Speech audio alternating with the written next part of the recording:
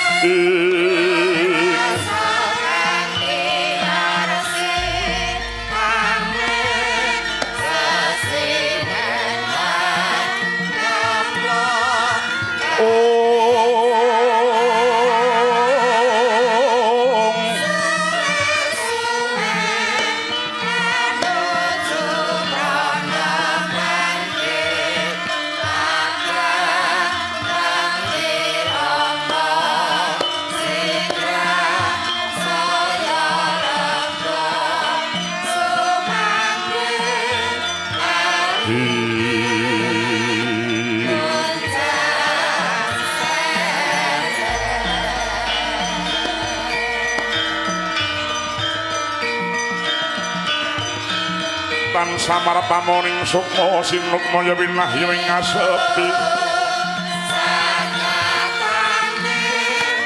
sini pentaleng ing kabu pambukaning marana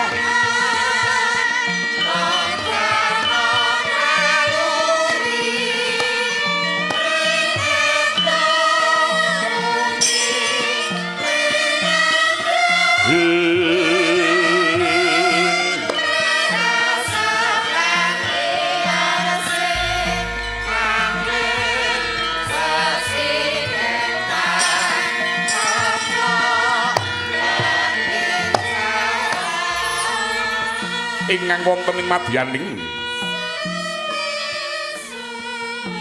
pertapan lah menika wananipun sang Penemban Begawan Sidik Wacana pendhita ingkang Kesdik paningali manteng pangestine ingkang ginantra muhung rahayuning bawana nyang tentreming para kulawangsa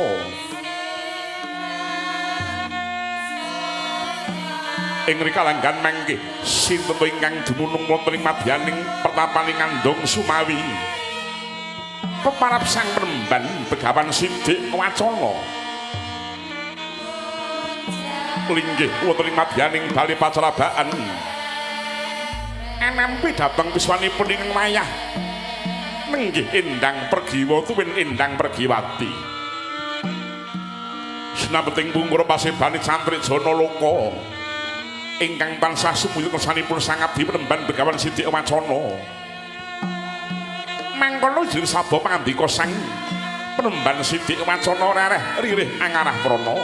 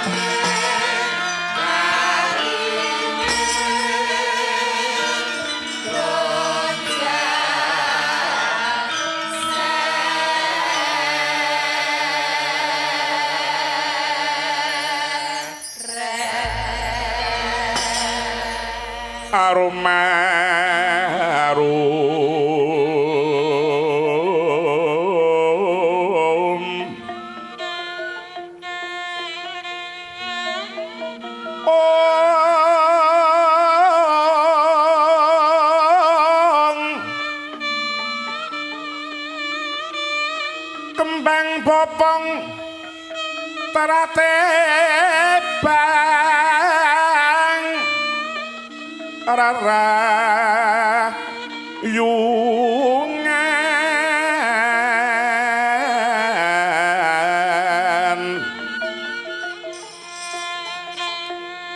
lum kadung telung manglung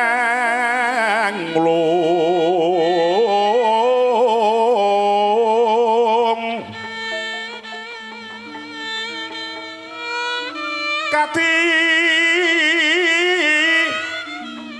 yupeng marukta manda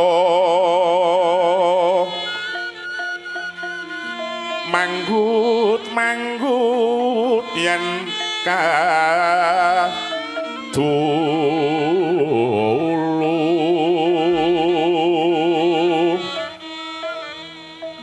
mawe sengsem kang tumingal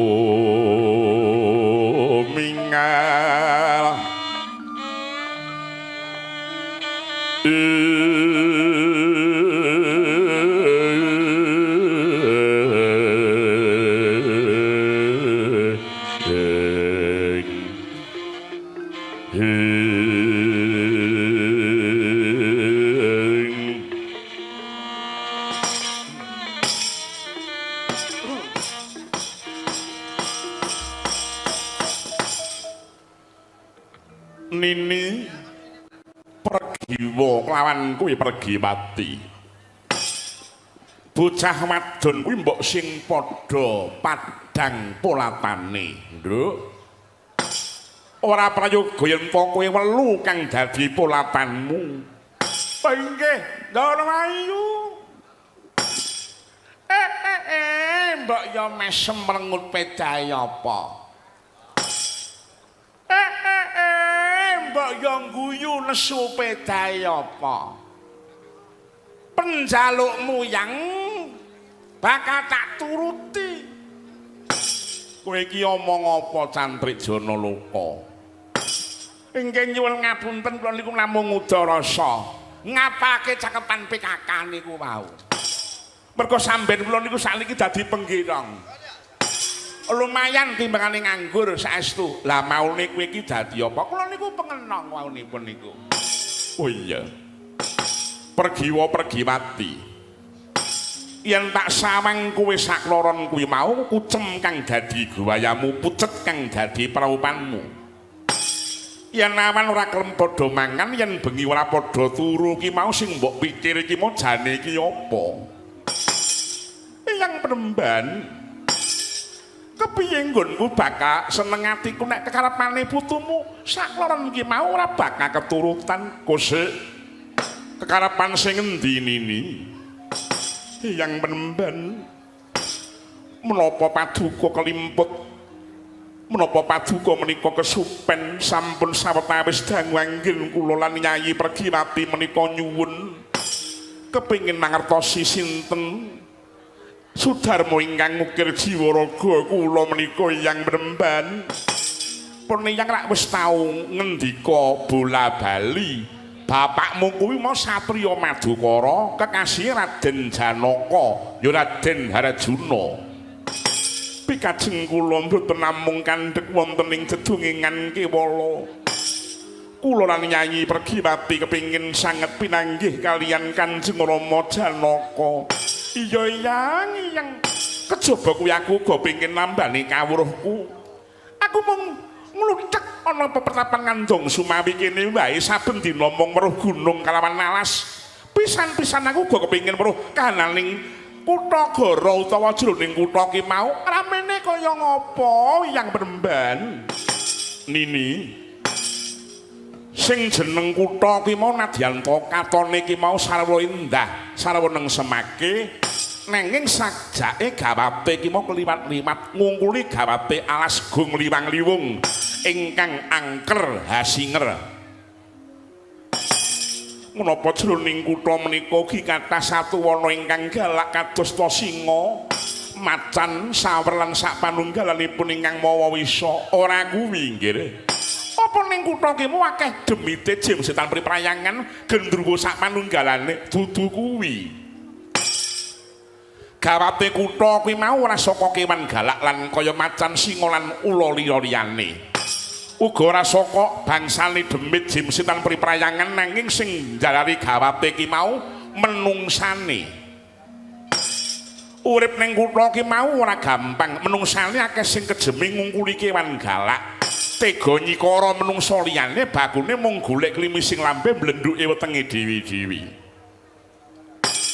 urip ning kutha ki mau ya akeh godane ora kurang cacahe nadyan ta wujude iki menungsa nanging derajat kajiwane nista ngungkuli jimsitan priprayangan seneng gawe urup-urup seneng loropake marang liyan bebrehan supaya keblusuk satemah kebelinger kang dadi kiblate wong lanang sing mapan ning kutha karo sing desa ki mau ya adoh banget sungsate nek ning desa ki mau akeh-akehe wong lanang ki mau padha meneng tata kramane sing diudi sopan santune dipersudi nek kutha ki mau arang-arang wong lanang utawa jaka kuwi mau sing seneng mersudi marang tata krama senengane seneng wong wedok nanging senengane ki mau gawe janji ning tanpa ana nyatane ki mau wong lanang ning kutha kono kae yen kula niku nggih kathah wong lanang sing senengane janji-janji tinggal janji niku nggih kathah sanget pun ta niku pun mriki niku sami mawon penemban sami mawon saya niku anggere sinom-noman niku nuwun sewu sok terkadang niku mau ngembelo sirahe peh isih enom pen napa-napa niku iso lho ngeten niku kowe meneng aja ana luka oh nggih Nini apa meneh sira sakloron kuwi mau bocah wadon sih enom turu pamuayu pun yang semelang yen nganti rupamu ki mau ingkang sulistya ing warna mengku ndalari akeh godha kang temeka nanging yang sumengkaning manah mboten saged pinambengan malih sanget anggen kula kepengin pinanggih Kanjeng Rama Harjuna ingkang ngukir dhateng jiwaraga kula iya yang ana tetembungan dirantiya medhot dipalangi kuwi mumlumpat eyang aku lan kakang mbok pergiwa prastanana ya eyang kagiatri sang kapirang rinangkul kinempet kempet sang retnaning bawana iwa ki tukang malangati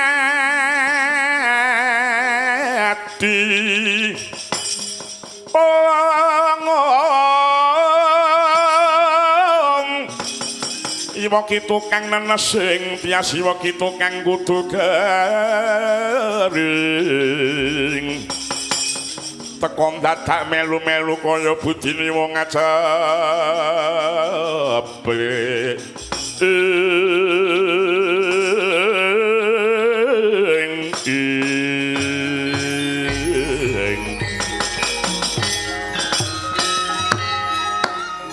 jagat dewa Bathara Nini nadyan sejatine abot rasane ngatiku kowe sakloron ndak lilani mudhun saka gunung tumuju ning Madukara sowan ning Matuwanira yang ngaturaken panuwun ingkang tanpa pami matur nuwun ya Yang ya Nini mengkuta cantrik Janaloka wonten pengendi kowe ngadhawuh penemban kowe ndak pasrahi momong Gustimu pergi lan pergi mati derekna tumuju marang ing Madukara wah nggih penemban suka marwata sedaya sing manah kula pinitados dening Paduka Sang Abdi penemban Yang ana apa mbok ya utusan marang santri liyane wae aku di karo paman santri Janaloka mripate iki pendirangan yen nyawang aku lan kakang mbok pergi wae mau mripate ora kedep-kedep Nini santri Janaloka kuwi mau santri ingkang akeh dhewe kawuring pertapan kene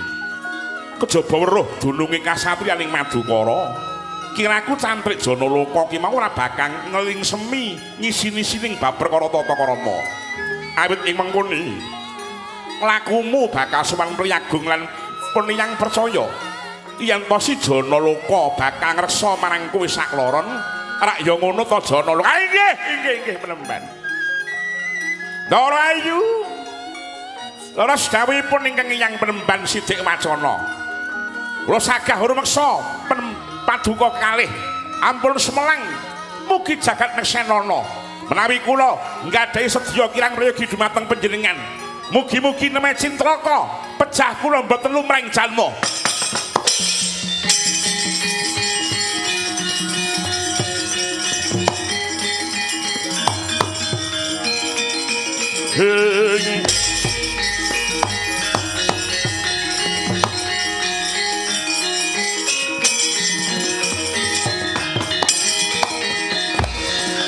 Gunjang ganjing langit kelap-kelap katul ginin sangalis risang mawe gandrung sabareng kadulu bukir moyak mayik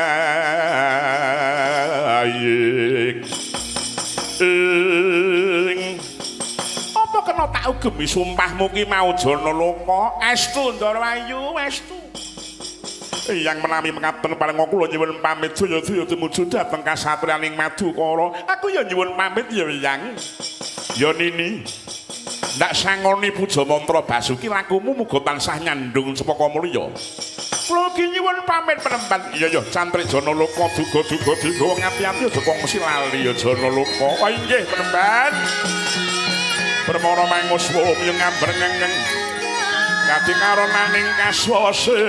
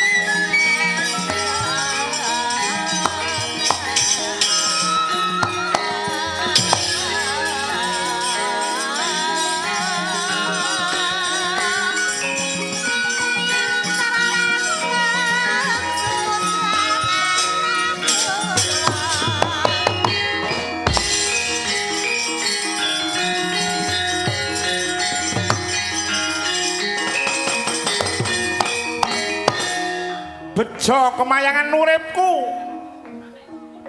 kelakon kang dadi pengidam-idamanku seprana seprene ngandhing wong ayu kok mung nyawang tok sing ora kemecer ngiler wae kepiye ingkang mongko nggone lumaku iki mengko ngliwati papan-papan sepi bakal lakon tenan pengajapku mongko kiwa tengen lialas ki mau ora ning WC umum anenge mung kali engko nek wong adus tak terke terus terus nyawang kaya ngono kae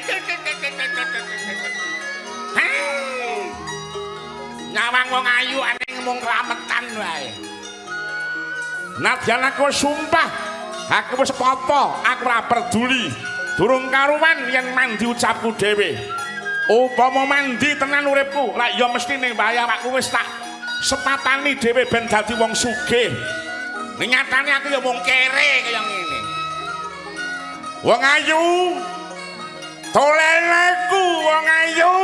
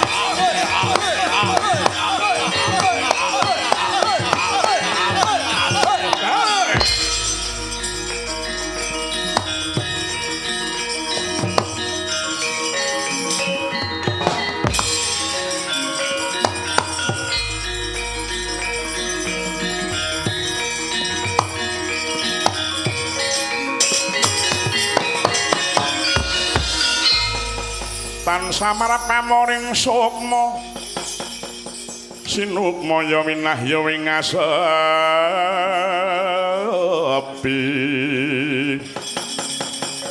sinimbeng talenging kanabu pambukaning marana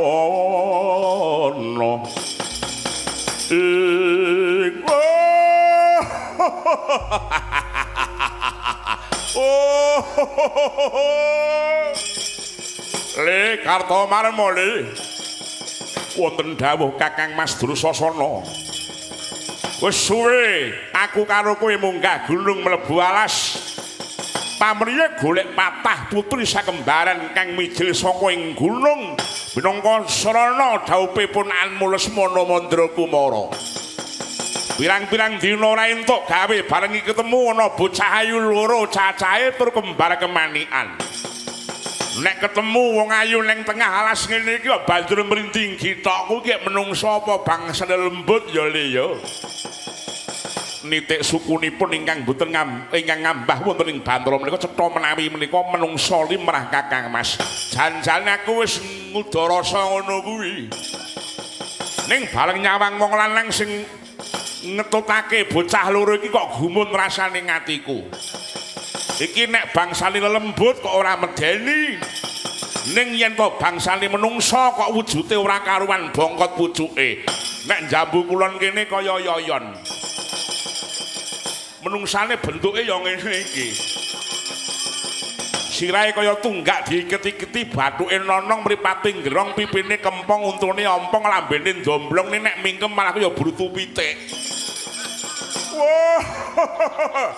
Iki menungsa apa demit iki? Hai. Main-main kowe karo aku. Main-main kowe karo aku. Gunemane menungsa ora cocok kaya kowe iki mau. Wah, madoni rembug nesu li kaya nili. Wangune wani karo awake dhewe. Wani wae arep ngopo legane ngatiku? Ngarep ngecak apa legane ngatiku kowe? Tepungke wae aku pengiran sepuh Prajangastina jenengku Raden Drusasana. Aku ora takon karo dapurmu, ora butuh ngerti karo dapurmu. Kowe iki sapa? Cantrik ning pertapan Ngandong Sumawi jenengku Cantrik Janaloka. Lah bocah ayu sing ning mburimu ki mau sapa? Iki bendaraku wayahe penemban Begawan Sidik Macana. Arane ndang pergi lan pergi mati. Arep ngopo legane ngatiku? Diwas beneran Trik. Kawruhana aku dina iki golek patah putri sakembaran kang saka gunung kanggo sarana dhawuhe Pangeran Pati Ngastina. Lesmana Mandrakumara lan Dewi Siti Sendari. Kuwi butuhmu dhewe, dudu butuhku. Arep ngopo kowe? Janaloka. Dina iki bendaramu kuwi mau bakal ndak boyong ing Prajangastina dadi patah calon temanten. Ora bakal tak ulungake, tak loske ngamaku. Waduh. Nek kaya pras to iki. Apa-apa sithik kok los. apa-apa sithik los. Bareng kluwen nangis. Ora bejaji, ora bejaji. Kowe manuta karo aku. Kowe bakal dadi wong sugih. Aku lan njaluk bandamu. Aku lan njaluk donyamu. Atiku isih lara mergo aku mbok arani lambeku kaya brutu pitik. Wong edan wong degleng. Malangi karepku apa laeman karo nyamamu. Kelakon mbayongi marang bendaraku sakloron. Waton wis jengkilang kuwandaku. Kartomanmu rampung ana menungso iki. Nggih. Dawuh Pak.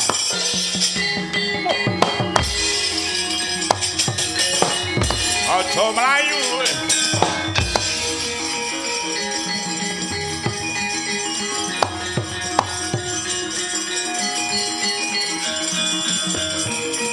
Hey.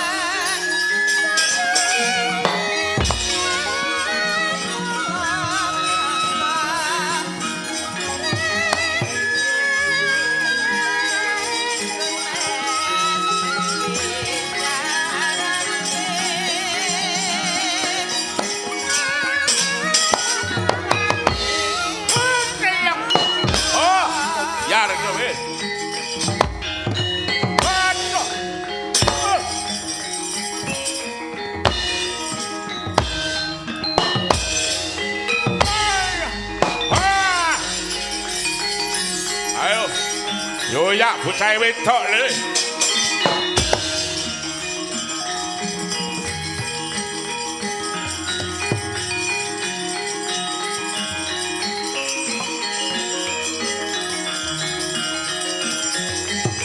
Ayo mlayu Yayi. Ayo kakangku.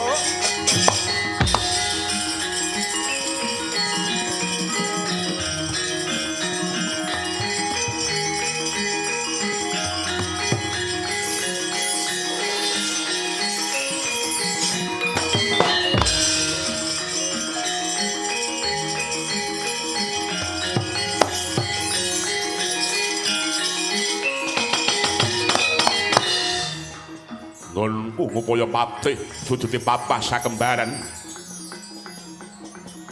Durung entuk karya. Kae katone ana bledug ngampak-ampak. Ana wong wadon loro cacahe lumayu. Sajahe ku ya dibujung dening Kiwan Galak. Ora ana halane Gatotkaca bakal tetulung marang bocah loro kae.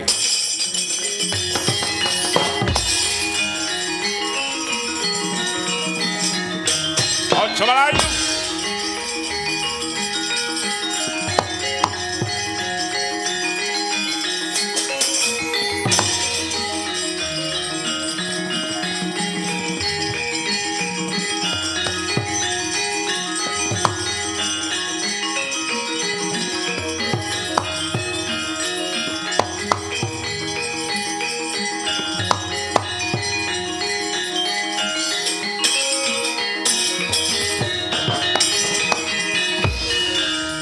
Ana kidung rumeksa wing wengi teguh ayu luput wing lara luput bilai kabeh jim setan datan purun paneluwantan nono wani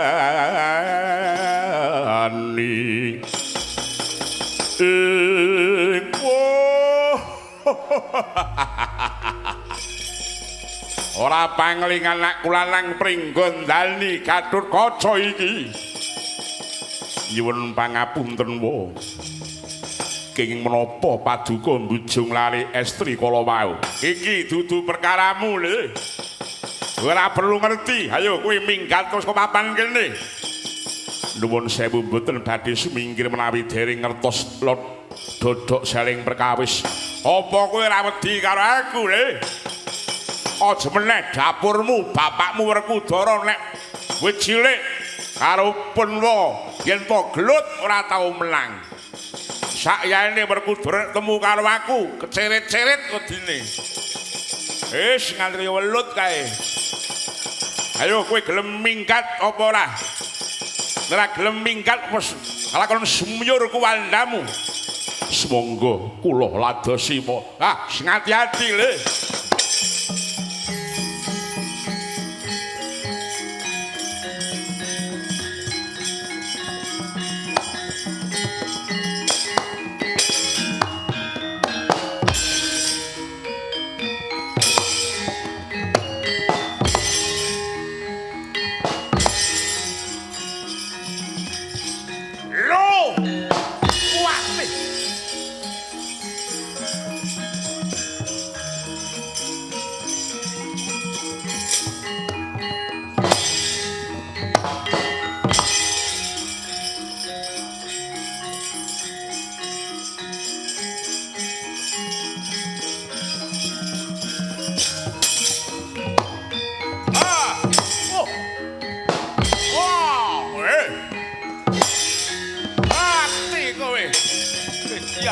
Abote ora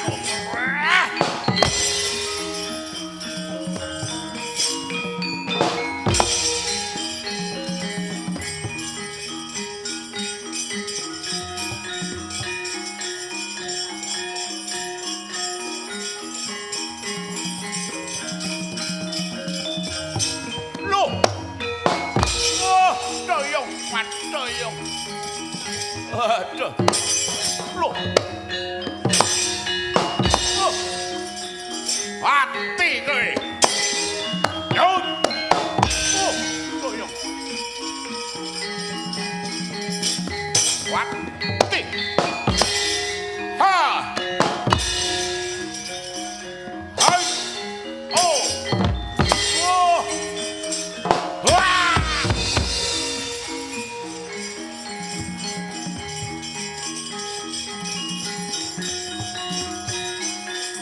Mutiara kulit.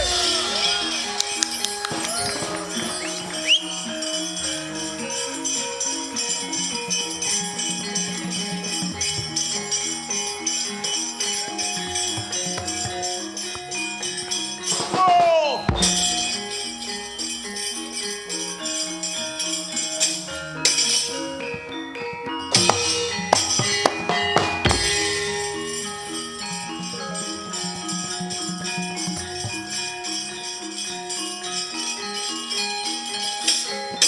Asyik.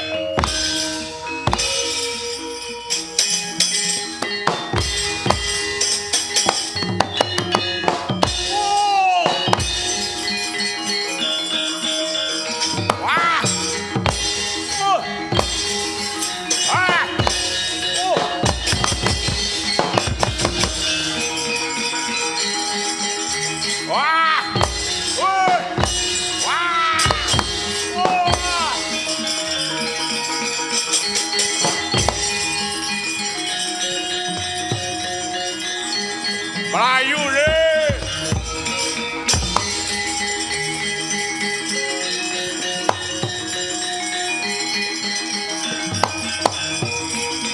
Ding.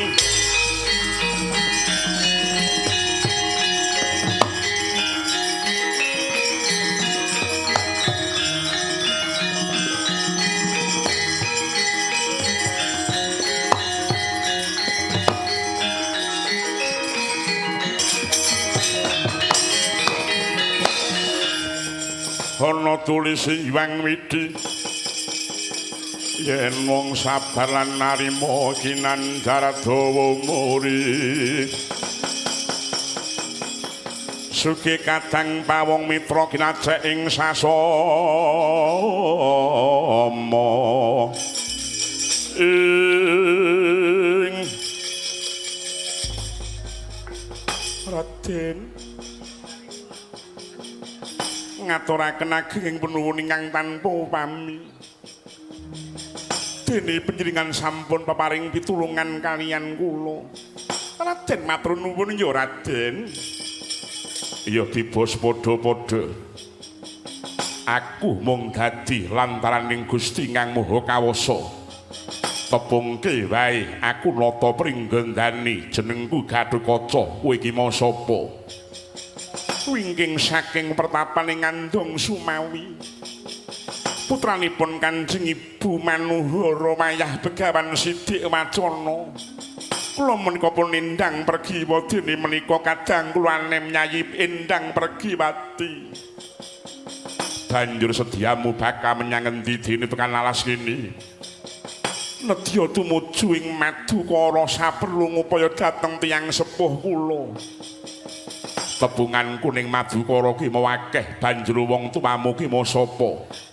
Mbok menawa aku sumurup tiyang sepuh kula menika satru ing Madukara kasih Raden Janaka.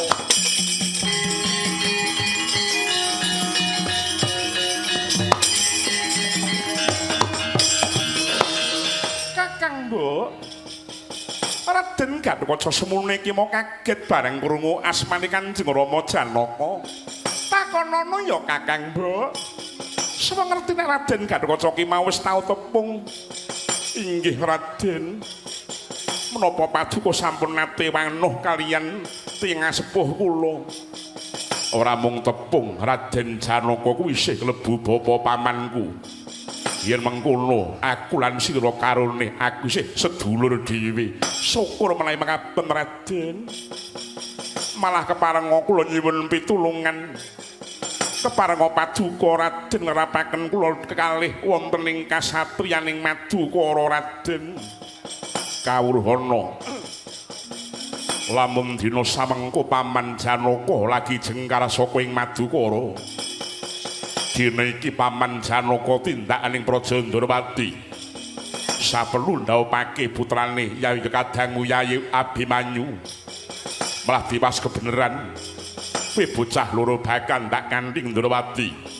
Dadi papah putri sakembaran minangka sarana dawuh Kakangmu Si Abimanyu. Inggih, monggo kula dherekaken Raden.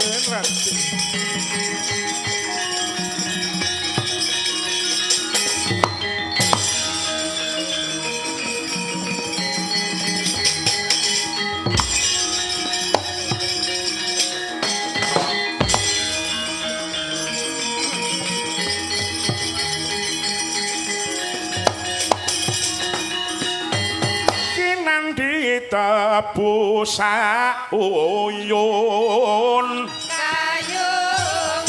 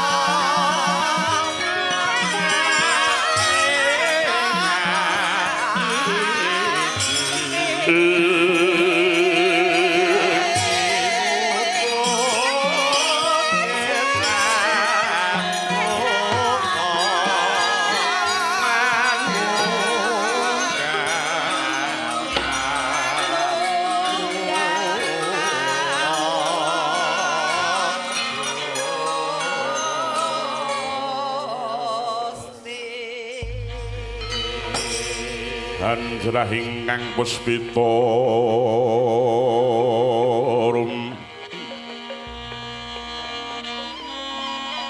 kasliring samirana mri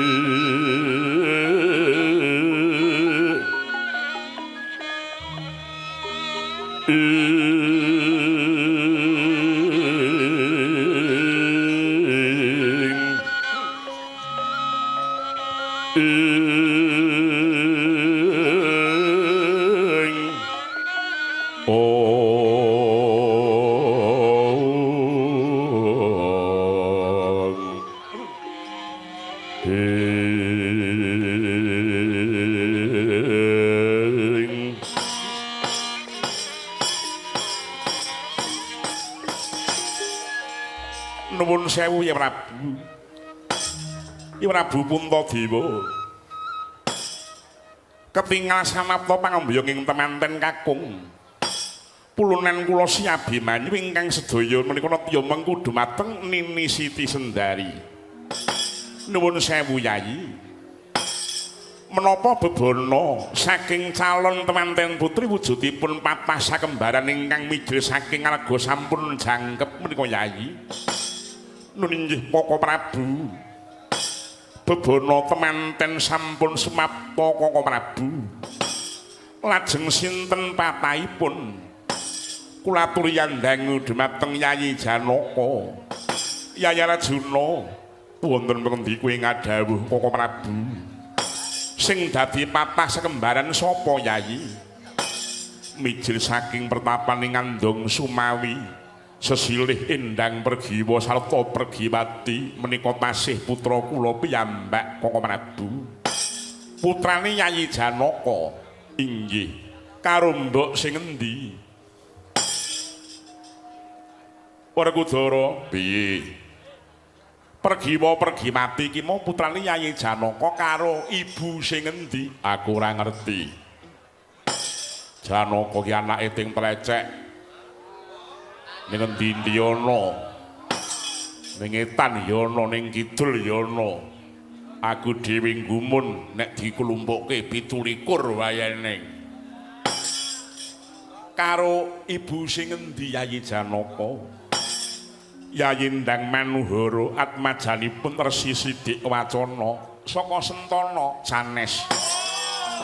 Saking pertapan ing Andong Sumawi. Oh, Andong Sumawi. Inggih. Ora maido si Adi ki mau garwane iki akeh mula putrane ya akeh. Yayi Samyaji wonten pundi kuwi ngadhawuh Koko Prabu oleh ning bebana sampun pepak. Sumangga kula dherekaken mrowani upacara ning pinanganten. Sumangga Koko Prabu kula dherekaken. Om